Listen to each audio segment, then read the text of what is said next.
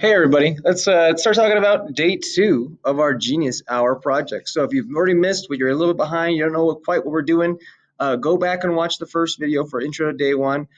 Today, the goal for day two and probably day three as well is for us to finish up what we started working on day one, and then trying to get into this research process. So these questions that we're coming up with, they do need to be research based. They shouldn't just be one sentence answers that you don't need to research. Okay. So as we're going through Genius Hour, I'm going to try to make these videos as short and sweet as I can, but I also want to make sure you guys are getting all the information you need to be able to do these things. All right. So this should look familiar, this Genius Hour handbook. Remember, this is the thing that you're going to be submitting at the end of the entire project. It is broken down day by day so you can see exactly what you need to do every day. In my class specifically, a lot of people were behind on this. I don't know if it's because it was just a confusion, or I don't know if it was because a little bit of getting back from the break, but we do need to take care of this. So to kind of review what we've already done so far, you guys already took care of the intro day one stuff. You went through the video, you watched it, you looked at the slideshow if you needed to get a review, and then you guys kind of got your memory and your ideas and your creativity flowing with these three questions, which you answered. After that, you guys did the idea brainstorm. So you went to your Genius Hour log, which is a Google slide, and then you guys took care of that. So remember, it looked something just like this. You had your ideas, you got feedback from other people, and you got teacher feedback. And I'm going to come back and talk about this in a second. So that's what we should have done so far. At the end, after you left some feedback for somebody else, you'll put who you left feedback for here, and that way we know. And then after you've gotten some feedback and after you've kind of figured out what question you want to run with, this is the one that you're going to take and run with the entire rest of the project. You're going to type your question or copy and paste it here, and that way it's there, it's verified, you don't forget it, you know exactly where it is. That's the goal for what you should have done on day one. Some people have not had a chance to finish that or struggle with it, so I want to kind of hit some points that are some points of confusion here. So as we go back, I'm going to show you guys what we're talking about. So we're talking about our question log. So again, if you haven't already had a chance to do this, you guys are opening this up on Schoology. It looks just like this. There should be one for every class page. And I've given you an example. So there's some other examples that I have people that have already done them, so that's good. But we have ideas, these question ideas. Remember, your idea should be open-ended. It should apply to things that you are interested in more than anything else, and it's something that you can loosely based on some global studies concept or idea. All right. So those are the kind of the three big things we need to keep in mind when we're coming up with our question ideas. And then you guys write down your three questions. And then if you don't really like your questions, or you think you have more questions about these questions, hopefully you guys get to look through the teacher feedback and the student feedback, and that will give you more information. So I got a request to kind of show what good feedback would look like versus not so good feedback. And this is what's going to help you guys out. So some good questions again that are up here. I mean, I made these ones, so I know they work out just fine. So let's look at some other examples as we go through this. So if I am looking for a good impact or a good example of some feedback, I would look at something like this. This is the student feedback. So like they talk about this.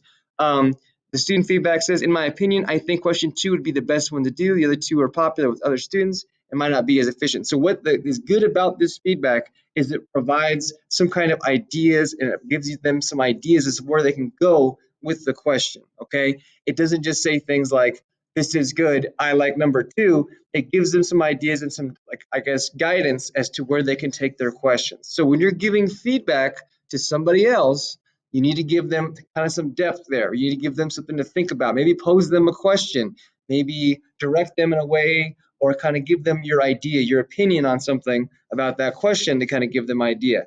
So that's one way you can give them really good feedback. Okay, so you've got some really good feedback here. Again, bad feedback would be something that's off topic, something that's not really like helpful. Yeah, it looks good. That's not really good feedback. Okay.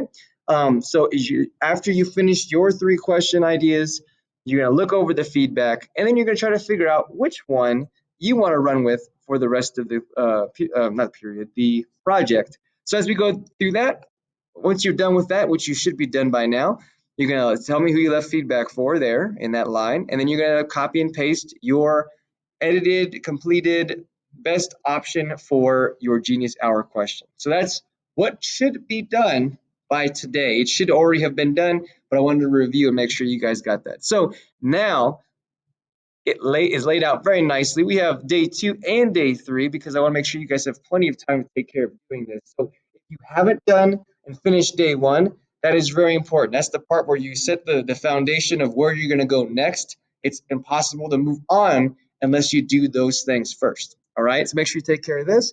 Day 2 and day 3 is something we call the research stuff. So with your question, whichever one you picked. So let's just pick one for example. I made one. Let's just jump into the one that I made. Let's just say, are video games beneficial to society? So I'm going to run with that question the rest of the video, and then we're going to kind of see what happens. So if yours is similar to that, they'll be copying me. But if it's not, this is going to be what we're looking at. This is the process we're going through. Okay. So as we go through this, as you guys may be able to see, the first thing up there is a citing resource, ezbib.com. A lot of you guys may have used this before. This is so you can cite your sources, all right? This is very important it's the skill you'll use for the rest of your school career. You may use it when you go to college, if you go to college, but it's really important to understand where you get your information from and how it is used effectively to kind of help you answer your question. So if my question is, are video games beneficial to society? Well, for me, I can't just answer that off the top of my head. I need to be able to get some things to back me up. Okay. So as we go through this, for day 2, I would really suggest just getting one really solid one. So just source one, getting that one done today. And then the next time you come in, maybe you have an idea of how it works to be able to work a little bit quicker to get done with the second and the third one. Okay. So you do need 3 sources for your project. That's why it's laid out this way. So let's just kind of dive into it. So my question is, are video games beneficial to society? So what I would not recommend is just copying your question into Google, because then it's going to Google that question, right? It's going to look for on the internet that question, not the information for that question. So if you can think of some things you would look for, for me, I would look up benefits of video games. That would give me an idea about where I can kind of start taking this, okay? So as you can see, there are scholarly articles, okay? This is going to show you some things that you know are very, very reliable. They're not biased, and you could definitely use them in your project, okay? So click on that. Some of them may be a little bit more academic than you want them to be, but if you kind of take a quick dive and see some things there, those are some good options for you to look at. So those are good sources, all right? If I just keep scrolling down, if I just keep looking for random things, I might find some things that I might not really want to be able to use. So like, let's just use this one for example. Well, I don't think I can, I think it's a blog. So if you click on something, when it's loading, and it's blocked, obviously you can't use it. But if you click on something and it says it's a blog, more times than not, it has some other information in it that you probably can refer back to. They got that information from somewhere. So you need to find where they got the information from. So a good example, let's just jump into a good example, would be something like Psychology Today. Hopefully it's not blocked. Boom. Okay, Psychology Today. It is a source that basically kind of goes through and talks about psychology as of, whenever this was posted, 2015. So for my question, I'm looking for the cognitive benefits of playing video games. So if I go back to my Genius Hour handbook, I'm looking here. The source, well, I would put the source would be Psychology Today, right? And the year, I would look for the year it was created. So I would say, this is it, 2015. Sweet, it has a year. It means it's pretty solid. All right. The citation, this is where I would go to EasyBib. I would open that up. In EasyBib, I would just go ahead and copy and paste this. Usually it's just as simple as it takes. And I would paste it into, after I create some citations, I would click on website, enter the URL, and hopefully it just pops out a citation for me. Boom, there it is. I can just use that in my citation. I copy whatever is here, I cite it. There you go. And then I continue. And then it'll give you kind of an idea, as a breakdown of how you can do it. You complete the citation, and then you should be able to copy and paste your site right there. See? And then you have that. You would just copy and paste that into your citation spot there. All right. You also need to look for the author and the creator. So for this example, we have an author. He's a PhD, he's a smart guy, so we can use that. Last but not least, we've got 2 things. This is not going to be found in the article or whatever you find. It's going to be based on what you can think about it. So you're going to be thinking about this article. Is it reliable? So if you say no here, if you're like, no, it's not reliable, you should probably go back and delete the other things until you find one that is reliable. How do you know it's reliable? Well, hopefully your lit and comp teacher has talked about this a little bit as well, but usually websites, articles, videos are all considered reliable if they have a couple things. If they have a year published, if they have an author and creator, if they have citations, if they have more things that you can kind of find in this chart, those are things that are kind of more reliable, okay? So being up to date, having an author that kind of can vouch for what they're saying, those things are all reliable. If you're kind of like I'm on the fence, the best thing you can also do is you can Google the author. So like, I don't know about this Peter Gray guy. I can copy and paste and look up his name and see what people have said about him, see kind of like what's going on, making sure he's not like a neo-Nazi or like he's not some kind of crazy person. And if it checks out, then more likely than not, you can kind of say that's probably reliable, okay? So that would be how we would know. That would be that section for it there. The next part of the research is kind of breaking down these questions. So if I was to read over this article for the benefits of video games, I skimmed it, looks good. I found all these different ideas. I can use these to answer my questions. That's great, okay? So I use this source. The next couple of steps are going to ask me to kind of break down what I looked over. So how does this source fit into your question? So I'm thinking about like, how does what I picked to research fit into this question? Well, I want to know the benefits of video games. This one's pretty self-explanatory. I found an article about the benefits of video games. That's pretty simple there. But sometimes if you go a different avenue, hey, I'm going to look at a different way of looking at things. So if I was saying, hey, looking at the benefits of video games, maybe I could see what people's brains look like that don't play video games as opposed to who do. That would be something that would be a little bit harder to explain how to fit into your question, but you could definitely do it. All right. So you're going to fit into your question. You're going to explain how it fits there.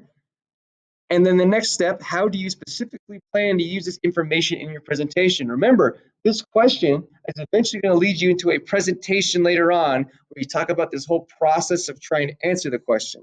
So you're going to come up with something ahead of time in order to make your life a little bit easier later in this presentation by thinking about how specifically you're going to use this information. So if it says, how are video games beneficial to the brain in this article, I'm going to be able to say, I'm going to use this information specifically to argue that video games do benefit society, right? If my question is, do they or do they not? That would be a good example of how specifically I'll be able to use it, okay? And maybe right there, I put some quotes or something that'll be able to be useful for that presentation. All right. Does this information support or go against the information of other sources? So let's just say I looked up this article. It gave me the benefits of playing video games. In my next part of research, I looked up one and it said that video games are detrimental or hurting people in different ways. I would kind of say that this would go against or go for against each other. So that will be basically what we're looking at there. You should probably look for both sides if you have kind of a two-sided question. But again, these all should be open-ended. So there should be some kind of conflict or some kind of debate within them. Okay? And then it says, how does it fit into the big picture?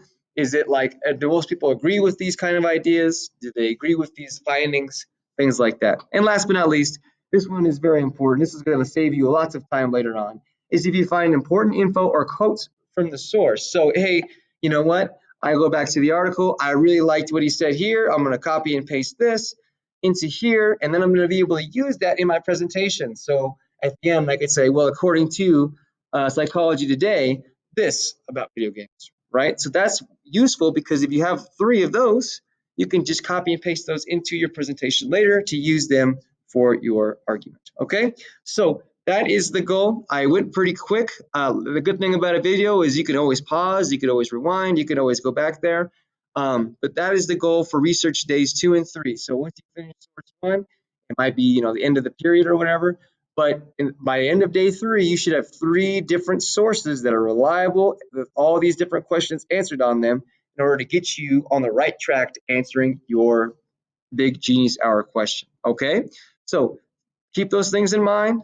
Make sure you guys are taking care of day 1 first. And if you have any questions, let your teacher know, let me know, whatever you guys need. It's a good opportunity to slow down, get it all clarified. Don't get too far ahead of yourself, and hopefully this works out for you. Okay, so that's it for me. If you guys have any questions, let me know. If you need any help with research, you can definitely look there. I'm also going to post a couple of sources on Schoology for you guys to be able to use and kind of get some ideas of where you can go. But other than that, this is your time to work on finishing up Intro Day 1, as well as jumping into research is day 2 and 3.